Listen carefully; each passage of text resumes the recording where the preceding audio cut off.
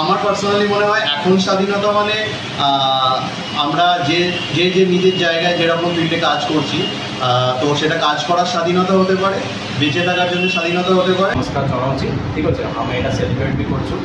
Basically ମୋ ପାଇଁ ଯାହା ଇଣ୍ଡିପେଣ୍ଡେନ୍ସ ଡେ ମୁଁ ଦେଖୁଛି, ତ ବେସିକାଲି ସମସ୍ତଙ୍କୁ ଯେଉଁ ସ୍ୱାଧୀନତା ମିଳିଛି, ଆମର ଯିଏ ଫ୍ରିଡ଼ମ୍ ଫାଇଟର ଯେଉଁମାନେ ଶହୀଦ ହେଇଛନ୍ତି ତାଙ୍କର ବହୁତ ଇମ୍ପୋର୍ଟାଣ୍ଟ ଯୋଗଦାନ ଅଛି। ଆଉ ତାକୁ ଧରିକି ଆମେ ସେଇ ଜିନିଷଟାକୁ ଅପନେଇକି ଆମ ନିଜ ବଂଶକୁ ଧରିକି ପ୍ରତିବର୍ଷ ଆମେ ସେଇ ଜିନିଷଟା ପାଳନ କରୁଛୁ। ঠিক আছে।